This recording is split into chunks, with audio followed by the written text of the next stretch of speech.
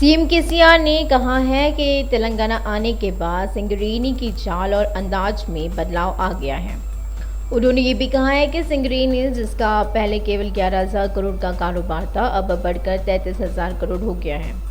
मंचिरियाल में आयोजित बीआरएस की बैठक में सीएम केसीआर ने हिस्सा लिया और उन्होंने कहा है कि सिंगरेनी का मुनाफा पहले केवल 300 से 400 करोड़ रुपए था।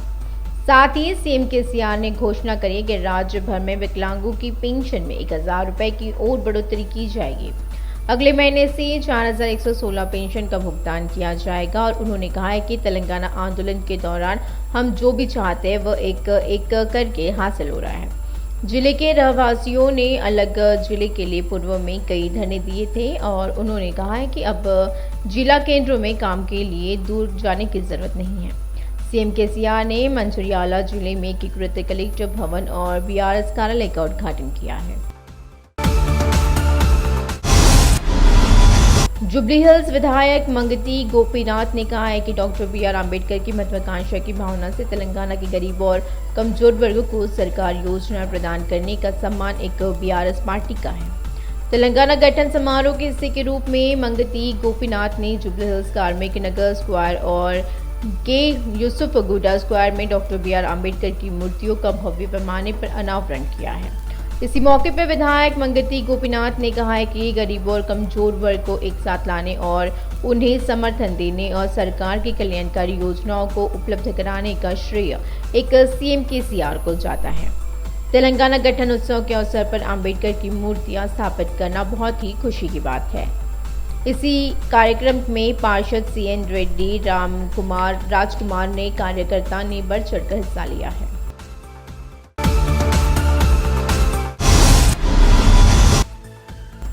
बीजेपी के प्रदेश अध्यक्ष बंडी संजय ने राज्य सरकार के इस दावे की आलोचना करी है कि केंद्र ने मेडिकल कॉलेज की स्थापना में सहयोग नहीं किया है। यह कोरा झूठ है और ऐसा कहना शर्म की बात है। उन्होंने कहा कि वह केंद्रीय कोष से तेलंगाना में मेडिकल कॉलेज स्थापित करने के लिए तैयार है। उन्होंने कहा कि भले ही तत्कालीन स्वास्थ्य एवं परिवार कल्याण मंत्री हर्षवर्धन ने खुद पत्र लिखकर इस हद तक आवेदन मांगा था, लेकिन राज्य सरकार ने कोई जवाब नहीं दिया और इसी मामले में उन्होंने रोष व्यक्त करते हुए कहा है कि केंद्र ने सीएम केसीआर सैधव की तरह मेडिकल कॉलेजों को ब्लॉक कर सहयोग नहीं किया है। बंडी संजय ने राज्य में 13 मेडिकल कॉलेजों को अनुमति दिए जाने पर प्रसन्नता व्यक्त करी और उन्होंने कहा कि वह करीमनगर संसदीय क्षेत्र में एक सरकारी मेडिकल कॉलेज स्थापित करके खुश है, जिसका वे प्रतिनिधित्व करती हैं।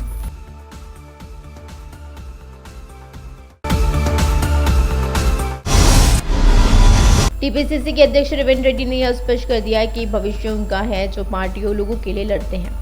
उन्होंने ये भी कहा कि यूथ कांग्रेस नेता बनने का मंच है। रेवंत रेड्डी ने हैदराबाद में आयोजित यूथ कांग्रेस की राष्ट्रीय कार्यकारिणी की बैठक में बात करी और उन्होंने ये भी कहा कि उन्होंने मंत्री केटीआर द्वारा की गई चुनौती को स्वीकार किया। उन्होंने ये समझाया कि वह 2004 से 2014 तक के विकास और 2014 से अब तक के विकास पर चर्चा करने के लिए तैयार है। क्या आप 2004 से 2014 तक के कांग्रेस के शासन के दौरान हुए विकास पर चर्चा करने के लिए तैयार हैं? क्या केटीआर और हरीश 2014 के बाद हुए विकास पर चर्चा करने के लिए तैयार है? रेवंत रेड्डी ने चुनौती दी है।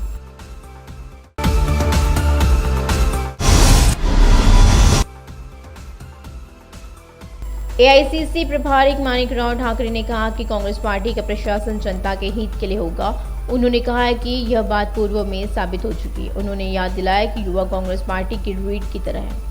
जब भी चुनाव आए, कांग्रेस तेलंगाना में हवा थी। उन्होंने कहा कि राहुल गांधी और प्रियंका गांधी की घोषणाओं को तरह तरह के कार्यक्रम कर लोगों तक पहुंचाने का काम किया जा रहा है। माणिकराव ठाकरे ने थीम व्यक्त की है कि रेवंत रेड्डी के नेतृत्व में तेलंगाना कांग्रेस को मजबूत किया जाएगा।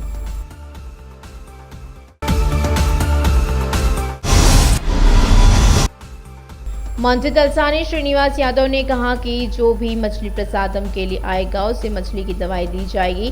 कहा जाता है कि मृगशिरा करते दिन मछली खाने का रिवाज है। उन्होंने मछली की दवाई बांटने के लिए बत्तीनी परिवार का धन्यवाद दिया। मंत्री तलसानी ने रामपल्ली प्रदर्शनी मैदान हैदराबाद में मछली प्रसादम के वितरण की शुरुआत करी। इसी मौके पर सरकार ने मछली प्रसाद के लिए सभी इंतजाम किए हैं। उन्होंने कहा कि विभिन्न राज्यों से आने वाले लाखों लोगों को परेशानी न हो और इसी के लिए उपाय किए जा रहे हैं। बतीना हरिनाथ गौड़ ने कहा है कि परिवार के सदस्यों द्वारा दिए जाने वाले मछली प्रसाद में लोगों की काफ़ी आस्था है। उन्होंने कहा कि कोरोना के चलते 3 साल से मछली का प्रसाद नहीं बांटा गया। मत्स्य विभाग के तत्वाधान में 1.5 लाख कोरामी मछली उपलब्ध कराई गई है। अन्य 75,000 फिश के अलावा अधिकारियों ने जरूरत पड़ने पर और फिश उपलब्ध कराने की व्यवस्था की है।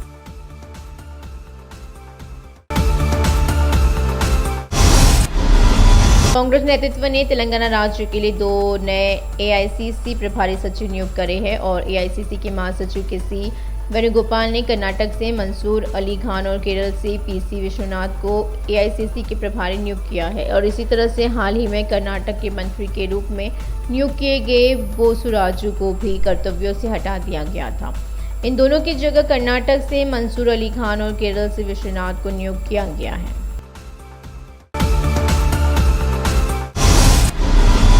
तेलंगाना उच्च न्यायालय ने टीएसपीएससी प्रश्न पत्र लीक मामले की जांच सीबीआई को सौंपे जाने की आवश्यकता पर सवाल उठाया है और जिसकी जांच विशेष जांच दल कर रहा है। उच्च न्यायालय ने एनएसयूआई के प्रदेश अध्यक्ष बालमुरी वेंकट और कई उम्मीदवारों द्वारा प्रश्न पत्र लीक होने की जांच सीबीआई को सौंपने की मांग वाली याचिकाओं पर सुनवाई की है। सक्रिय और निष्पक्ष रूप से संचालित किया जा रहा है कि अदालत के ध्यान में यह लाया गया है कि 37 अभियुक्तों के खिलाफ आरोप पत्र भी दायर किया गया था। दूसरी ओर याचिकाकर्ताओं की ओर से वकीलों ने तर्क दिया है कि एसआईटी की जांच पूरी तरह से नहीं चल रही है और यह दबाव में है और इसलिए इसे सीबीआई को स्थानांतरित किया जाना चाहिए। अदालत ने दोनों पक्षों की दलीलें सुनी और सवाल किया है कि इस स्तर पर एसआईटी की जांच सीबीआई को क्यों स्थानांतरित की जा रही है और एसआईटी और टीएसपीएससी को पूरे ब्यूरो के साथ काउंटर फाइल करने के निर्देश देते हुए जांच 3 हफ्ते के लिए टाल दी गई।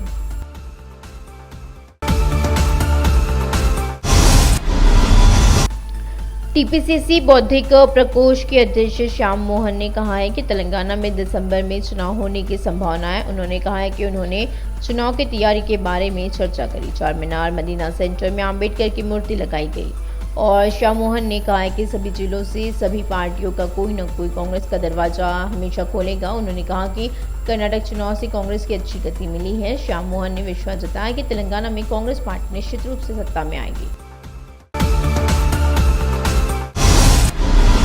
शहर में सनसनी फैलाने वाले ऐप सत्याकांड को लेकर पुलिस ने बुनियादी जानकारियां जुटाई है।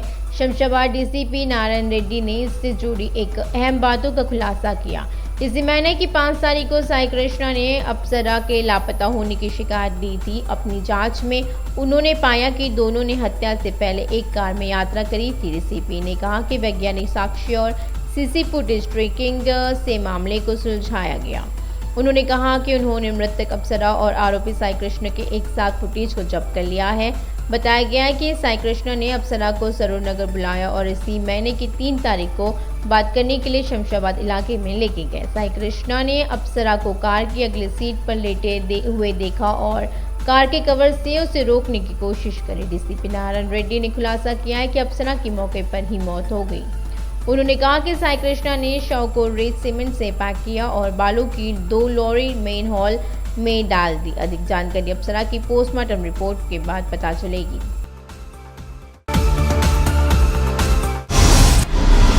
टीएसपीएससी पेपर लीक मामले में विशेष जांच दल के अधिकारियों ने नामपल्ली कोर्ट में चार्जशीट दाखिल करी है। इस मामले में खुलासा हुआ है कि अब तक 63 लाख करोड़ का लेन देन किया जा चुका है। उन्होंने कहा कि उन्होंने पहले ही आरोपियों के खाते का विवरण और हाथ बदले गए पैसे का विवरण जब्त कर लिया है। उन्होंने अदालत से कहा है कि उन्हें कुछ 100 लोगों की गिरफ्तारी की उम्मीदें हैं। एसआईटी के अधिकारियों ने इस मामले में अब तक 49 लोगों को गिरफ्तार किया है। चार्जशीट में कहा गया है कि जांच के दौरान इनमें से 16 बिचौलिए थे। ग्रुप 1 प्रीलियम लिखने वाले एक अन्य आरोपी प्रशांत ने खुलासा किया है कि वह न्यूजीलैंड में है। एक का प्रश्न पत्र लीक होने के बाद पता चला है कि 13 लोग डीओ का पेपर 8 और ग्रुप 1 प्रीलियम के 4 लोग मिले थे। यह बताया गया है कि ग्रुप 1 के प्रारंभिक पेपर में शामिल होने वाले 4 लोगों में से 3 टीएसपीएससी के कर्मचारी थे और दूसरा व्यक्ति बाहरी था। चार्जशीट में कहा गया है कि फिलहाल मामले की जांच चल रही है। हाल ही में गिरफ्तार डी पुला रमेश की मदद से बताया गया कि 3 लोगों को ए और डीओ परीक्षा में नकल करने के आरोप में गिरफ्तार किया गया है। छावनी क्षेत्र के बाबूजी नगर ओकोटो वार्ड के पास एसएस कॉटन हाउस कपड़े की दुकान खोली गई है। मंत्री मल्ला रेड्डी मुख्य अतिथि के रूप में दुकान के उद्घाटन समारोह में शामिल हुए। दुकान के मालिक गोस्बॉय भाजपा छावनी बोर्ड के पूर्व सदस्य, भाजपा के वरिष्ठ नेता भानुका मल्लिकार्जुन, बीआरएस नेता टिंकू गौड़, स्थानीय नेता कप्पली श्रीकांत रामाराव और अन्य ने भाग लिया है।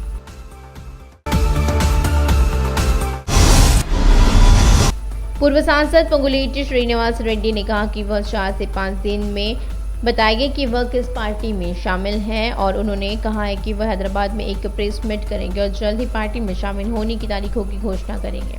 पोंगुलेटी ने कहा कि खम्मम जनसभा की तारीखों की घोषणा जल्द की जाएगी। खबर है कि खम्मम में होने वाली विशाल जनसभा में उनके साथ पूर्व मंत्री जोपुल्ला और राज्य के विभिन्न जिलों से आए तमाम नेता एक साथ कांग्रेस में पाले में शामिल होंगे।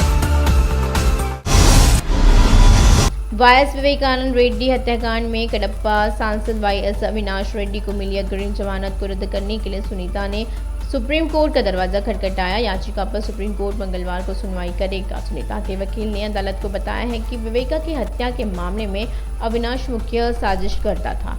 उन्होंने कहा है कि स्थानीय सरकार भी अविनाश का साथ दे रही है। उन्होंने बताया कि सीबीआई जांच में बाधा डाली जा रही थी और हाईकोर्ट ने मीडिया में आई खबरों के आधार पर अपना फैसला सुनाया था। सुनीता के वकील ने सुप्रीम कोर्ट को समझाया कि 24 अप्रैल के बाद सीबीआई ने 4 बार समन जारी किया। अविनाश एक बार भी सुनवाई में शामिल नहीं हुआ।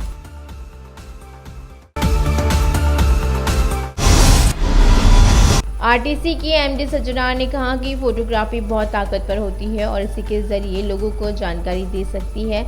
जुबली हिल्स में 50 साल का प्रोजेक्ट टाइगर कार्यक्रम आयोजित किया गया। सज्जनार ने कहा कि प्रदूषण रोकने के लिए इलेक्ट्रिक बसें शुरू की गई है, खासकर आरटीसी मूविंग फोटो प्रदर्शनी शुरू की गई। और सज्जनार ने बताया कि हैदराबाद ऑन व्हील स्टार हो चुका है और इससे अच्छा रिस्पांस मिला है। उन्होंने कहा कि अमराबाद को टूरिस्ट प्लेस बना दिया गया है, वहां पर्यटक खूब जा रहे हैं। जो लोग जंगल नहीं जा सकते वे इस प्रदर्शनी को देख सकते हैं। विवेक डोबरियाल ने कहा कि आरटीसी के एमडी सज्जनार ने वन अधिकारी नहीं होने के बावजूद प्रदर्शनी शुरू करी और विवेक डोबरियाल ने कहा कि देश में 3100 बाघ हैं, जिनमें से हमारे राज्य में 30 बाघ है। अगर बाघ है तो इसका मतलब है कि उस जगह पर अच्छा जंगल है।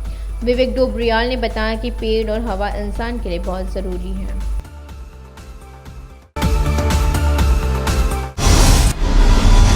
पीड़िता सेजल ने दिल्ली में बीआरएस कार्यालय के सामने विरोध प्रदर्शन किया है। सीएम ने केसीआर से विधायक दुर्गम चुनैया के कारण पीड़ित महिलाओं को सुरक्षा प्रदान करने की अपील करी। उन्होंने विधायक चुनैया को तत्काल पार्टी से निलंबित करने, मामला दर्ज करने और पीड़ितों को न्याय दिलाने की मांग करी। उन्होंने सत्ता में बाधा डालकर जनता के पैसे को दुरुपयोग करने का आरोप लगाया।